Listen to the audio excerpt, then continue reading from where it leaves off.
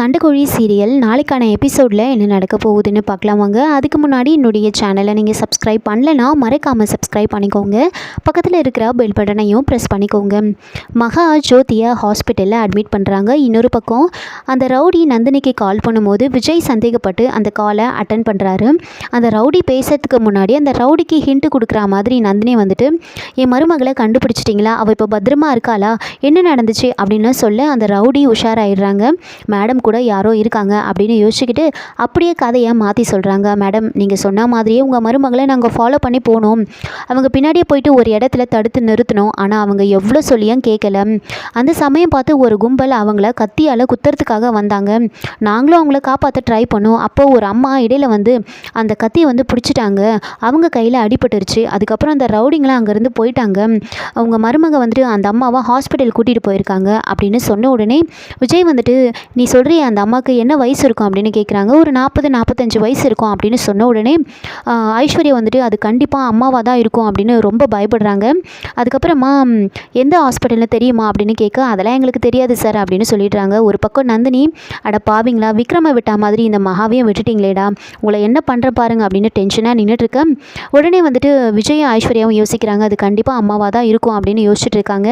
எந்த ஹாஸ்பிட்டல்னு தெரியல அப்படின்னு யோசிச்சுட்டு இருக்க, அங்கே ஜோதியை ஹாஸ்பிட்டலில் அட்மிட் பண்ணிவிட்டு மகா வந்துட்டு ஜோதியோட மொபைல் வந்து எடுத்து பார்க்குறாங்க. அவங்க வீட்டுக்கு கால் பண்ணி சொல்லணும் அப்படின்னு யோசிச்சுக்கிட்டு அதில் டயல்டு கால்ஸில் போய் பார்க்குறாங்க. அதில் ஜோதி வந்துட்டு நிறைய முறை மகா நம்பருக்கு தான் கால் பண்ணியிருக்காங்க. அதை பார்த்துட்டு இவங்க இந்த நம்பருக்கு தான் நிறைய முறை கால் பண்ணியிருக்காங்க, மகான்னு பேர் போட்டிருக்கு, இந்த நம்பருக்கே கால் பண்ணுவோம், கண்டிப்பாக அவங்க பொண்ணாக தான் இருக்கும் அப்படின்னு யோசிச்சுக்கிட்டு கால் பண்ணுறாங்க. மகாவோட நம்பர் நாட் இன் யூஸ்னு வரும். என்ன இது நம்பர் நாட் இன் யூஸ்னு வருது, சரி வேறு நம்பர் பார்ப்போம் அப்படின்னு டயல்டு கால்ஸில் பார்க்க அப்போது ஐஸ்வர்யாவோட நம்பர் வருது. இந்த நம்பருக்கும் நிறைய முறை கால் பண்ணியிருக்காங்க. அதே மாதிரி இப்போ தான் கடைசியாக பேசியிருக்காங்க, அதனால் இந்த நம்பருக்கே கால் பண்ணுவோம் அப்படின்னு சொல்லி ஐஸ்வர்யாவுக்கு கால் பண்ணிவிட்டு காதில் வச்சிட்ருக்காங்க. ரிங் போயிட்டுருக்கு. அங்கே கால் வர்றதை ஐஸ்வர்யா பார்த்த உடனே, எங்கள் அம்மா நம்பர்லேருந்து தாங்க கால் வருது, அப்போ கண்டிப்பாக அம்மாவை ஹாஸ்பிட்டலில் அட்மிட் பண்ணிவிட்டு மகா தான் வந்து கால் பண்ணுறான்னு நினைக்கிறேன் அப்படின்னு சொன்ன உடனே விஜய் உடனே அட்டன் பண்ணு அப்படின்னு சொல்கிறாங்க. ஐஸ்வர்யாவும் வந்து அட்டன் பண்ணுறாங்க. கரெக்டாக அட்டன் பண்ணுற சமயத்தில் மகா கிட்ட வந்து நர்ஸ் வந்து சொல்கிறாங்க, நீங்கள் தான் வந்து அட்மிஷன் ஃபார்மில் சைன் பண்ணணும் அப்படின்னு சொன்ன உடனே மகா உடனே மொபைலை வந்து அமுதா கிட்ட கொடுத்து நீ விஷயத்தை வந்து சொல்லிடு அப்படின்னு சொல்லிட்டு அங்கேருந்து போயிடுறாங்க. அமுதா பேசுகிறாங்க.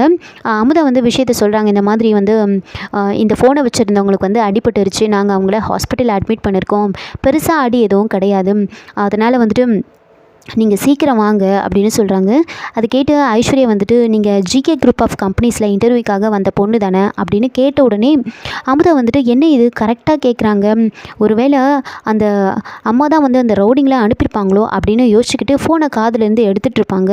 அந்த சமயம் பார்த்து ஐஸ்வர்யா வந்து சொல்கிறாங்க, உன் கூட வந்த பொண்ணு வந்து என்னோடய தங்கச்சி தாம்மா, அவளை தான் நாங்கள் இவ்வளோ நாளாக தேடிட்டு இருக்கோம் அப்படின்னு சொல்லிட்டு இருப்பாங்க.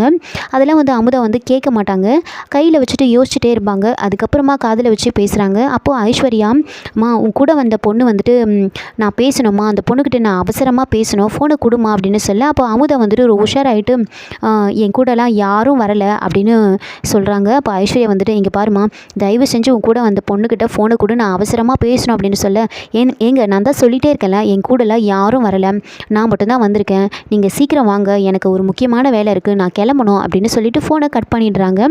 ஐஸ்வர்யா விடாமல் திரும்ப திரும்ப கால் பண்ணிக்கிட்டே இருக்க. அமுதா காலை அட்டன் பண்ணவே மாட்டாங்க. அப்போது ஐஸ்வர்யா வந்துட்டு விஜய்கிட்ட வந்து சொல்கிறாங்க, அந்த பொண்ணு கால் அட்டன் பண்ண மாட்டேங்குது, அந்த பொண்ணு என்ன சொல்லணுமோ அதை மட்டும் சொல்லிவிட்டு ஃபோனை வச்சிருச்சு அப்படின்னு சொல்கிறாங்க. உடனே விஜய் வந்துட்டு, சரி நாம் வந்து லேட் பண்ண வேண்டாம், நாம் அந்த ஹாஸ்பிட்டலுக்கு கிளம்பி போயிடலாம் அப்படின்னு சொல்கிறாங்க. அமுதா எந்த ஹாஸ்பிட்டல்னால் சொல்லிட்டு இருப்பாங்க. அதனால் விஜய் ஐஸ்வர்யா வந்து நேராக அந்த ஹாஸ்பிட்டலுக்கு வந்து கிளம்பி போகிறாங்க. நந்தினி வந்து என்ன இவங்க 2 பேரும் ஹாஸ்பிட்டல் கிளம்பி போகிறாங்க, அங்கே போயிட்டு மகாவை பார்த்துட்டா பெரிய பிரச்சனை ஆகிடுமே அப்படின்னு யோசிச்சுக்கிட்டு நந்தினியும் அவங்க பின்னாடியே ஃபாலோ பண்ணிக்கிட்டு போகிறாங்க. ஐஸ்வர்யா விடாமல் வந்து அந்த அமுதா நம்பருக்கும் வந்து ஜோதி நம்பருக்கும் கால் ட்ரை பண்ணிக்கிட்டே இருக்காங்க, காலே போகாது. அப்போ விஜய் வந்துட்டு சொல்கிறாங்க, கண்டிப்பாக வந்து மகாணி வந்து உங்கள் அம்மா விட்டுட்டு எங்கேயும் போயிருக்க மாட்டாங்க, நாம் இன்னும் ஒரு 10 நிமிஷத்தில் போயிடலாம் அப்படின்னு சொல்லிட்டு இருக்காங்க. இன்னொரு பக்கம் விக்ரமை வந்து அந்த ரவுடிங்கெல்லாம் வந்து ஜீப்பில் கூட்டிகிட்டு போகலான்னு வெயிட் பண்ணிகிட்ருப்பாங்க. அந்த சமயம் பார்த்து அசின் வந்து முன்னாடி நின்று தடுக்கிறாங்க. நீங்கள் கூட்டிகிட்டு போகிறதா இருந்தால் என்னையும் கூடவே அரெஸ்ட் பண்ணி கூட்டிகிட்டு போங்க, என் மாமாவை மட்டும் தனியாக கூட்டிகிட்டு போகாதீங்க, நான் விடவே மாட்டேன், என்ன நினச்சிட்டு இருக்கீங்க நீங்கள், என் மாமா அப்படிப்பட்ட ஆள்லாம் கிடையாது அப்படின்லாம் சொல்ல அந்த ரவுடிக்கு கோவம் வருது. ஏமா நான் அப்படியே ஏற்றி தள்ளிக்கிட்டு போயிட்டே இருப்பான் அப்படின்னு சொல்ல உடனே அசின் வந்து அந்த ஜீப் முன்னாடி அப்படியே படுத்துடுறாங்க. படுத்த உடனே வந்து அந்த ரவுடி வந்துட்டு சொல்கிறாங்க, என்ன பார்த்துக்கிட்டே இருக்கீங்க, போங்க அந்த பொண்ணை தூக்கி ஓரம் போடுங்க அப்படின்னு சொல்ல நேராக வந்து அந்த ரவுடிங்க அசினை பிடிச்சி தூக்குறாங்க. ஏமா தள்ளி போமா அப்படின்னு சொல்ல இங்கே பாருங்கள் நீங்கள் எல்லாம் போலீஸா அப்படின்னு கேட்குறாங்க. கேட்ட உடனே என்ன இந்த பொண்ணு நம்மளை இப்படி கேட்குது, ஒருவேளை நாம் போலீஸ் இல்லைன்னு கண்டுபிடிச்சிச்சோ அப்படின்லாம் யோசிச்சுட்டு இருக்க, ரொம்ப மரியாதை இல்லாமல் பேசுதே அப்படின்னு யோசிச்சுட்டு இருக்காங்க. உங்களை பார்த்தா போலீஸ் மாதிரியே தெரியல, உங்களை பார்க்கும்போதே எனக்கு ரொம்ப சந்தேகமாக இருக்குது அப்படின்னு சொல்ல ஏமா ஒழுங்காக தள்ளி போயிடு அவ்வளோதான் உனக்கு அப்படின்னு சொல்லிட்டு இருக்கேன். அசின் வந்துட்டு அதெல்லாம் முடியாது, என்ன என் மேலே ஜீப்பை ஏற்றிட்டு நீங்கள் மாமாவை கூட்டிகிட்டு போங்க அப்படின்னு சொல்கிறாங்க. உடனே அந்த வண்டியில் இந்த ரவுடி வந்து இறங்கி வந்து அசினை பலார்னு அறையிறாங்க. ஒரு கொலகாரனுக்கு சப்போர்ட் பண்ணி பேசிகிட்டு இருக்கியா நீ, தள்ளி போன சொல்லிகிட்டே இருக்கேன் கேட்காம நீ பாட்டுக்கு இஷ்டத்துக்கு பண்ணிகிட்ருக்கா அப்படின்னு அசினை வந்து அரைஞ்சிட்ருக்காங்க. அங்கே அமுதா வந்துட்டு மகா கிட்ட வந்து சொல்கிறாங்க, மேடம் நீங்கள் சொன்ன மாதிரி அவங்கக்கிட்ட நான் சொல்லிட்டேன், ஆனால் அவங்க கரெக்டாக நீங்கள் இன்டர்வியூக்கு வந்த பொண்ணு தானே அப்படின்னு கேட்குறாங்க. எனக்கு என்னமோ சந்தேகமாக இருக்குது, அந்த ரவுடிங்கில் அனுப்புனது கூட அந்த அம்மாவாக தான் இருக்கும் அப்படின்னு எனக்கு தோணுது மேடம் அப்படின்னு சொல்ல என்ன சொல்கிற அமுதா நீ, இந்த அளவுக்கு கூட இருப்பாங்களா அப்படின்னு யோசிச்சுட்டு இருக்காங்க. மகா ஜோதியை பார்த்து அப்படியே அழுதுகிட்டு இருப்பாங்க. சரி நமக்கு டைம் ஆகிடுச்சு, ஃப்ளைட்டுக்கு டைம் ஆகிடுச்சு, நம்ம கிளம்புவோம் அப்படின்னு 2 பேர் வந்து கிளம்பலான்னு திரும்பி போயிட்டுருக்காங்க. அப்போ தான் நர்ஸ் வந்து மகாவை கூப்பிடுறாங்க. நீங்கள் அட்மிட் பண்ணவங்களுக்கு வந்து பிளட் லெவல் ரொம்ப கம்மியாக இருக்குது, அதனால் பிளட்டுக்கு அரேஞ்ச் பண்ணணும் அப்படின்னு சொன்ன உடனே மகாவை வந்துட்டு என்னது நாங்கள் அரேஞ்ச் பண்ணணுமா அப்படின்னு கேட்குறாங்க.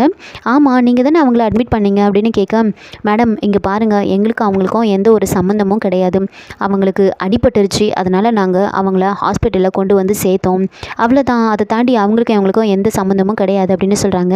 அப்போ நீங்கள் அவங்களோட ரிலேட்டிவ் கிடையாதா அப்படின்னு கேட்க அதெல்லாம் இல்லைங்க எங்களுக்கு யாருன்னே தெரியாது அப்படின்னு சொல்கிறாங்க. சரி இப்படி சொன்னால் எப்படி, அது அவங்களுக்கு உடனே வந்து பிளட்டு கொடுத்தே ஆகணும், இல்லைன்னா அவங்க உயிருக்கே ஆபத்து அப்படின்னு சொல்ல மகா வந்துட்டு யோசிக்கிறாங்க. உங்கள் 2 பேரோட பிளட்டில் யாரோட பிளட்டு மேட்ச் ஆகுதுன்னு பார்ப்போம், அவங்க பிளட்டு கொடுங்க அப்படின்னு சொல்ல மகாவும் அமுதாவும் சரின்னு சொல்கிறாங்க. அதுக்கப்புறம் மகா தான் வந்து ஜோதிக்கு பிளட்டு கொடுப்பாங்க. விஜய் ஐஸ்வர்யா ஒரு பக்கம் ஹாஸ்பிட்டலுக்கு வந்துட்டுருக்காங்க. இன்னொரு பக்கம் வந்துட்டு விக்கி வந்துட்டு புலிமுருகனை வந்து விசாரிச்சுட்ருக்காங்க. ஒழுங்காக உண்மையை சொல்ல அப்படின்னு சொல்ல அப்போது புலிமுருகன் வந்துட்டு நாங்கள் சிபிசிஐடி அப்படின்லாம் வந்து சொல்ல விக்கி வந்து அதை நம்பாமல் ஒழுங்காக உண்மையை சொல்லிவிடு அப்படின்னு புலிமுருகனை அடித்து கேட்டுட்டு இருக்காங்க. இதோட இந்த எபிசோடை வந்து முடிச்சிருக்காங்க. என்னோட ரிவ்யூ பிடிச்சிட்டு இருந்தால் லைக் பண்ணுங்கள், மறக்காமல் சப்ஸ்கிரைப் பண்ணுங்கள். தேங்க்யூ.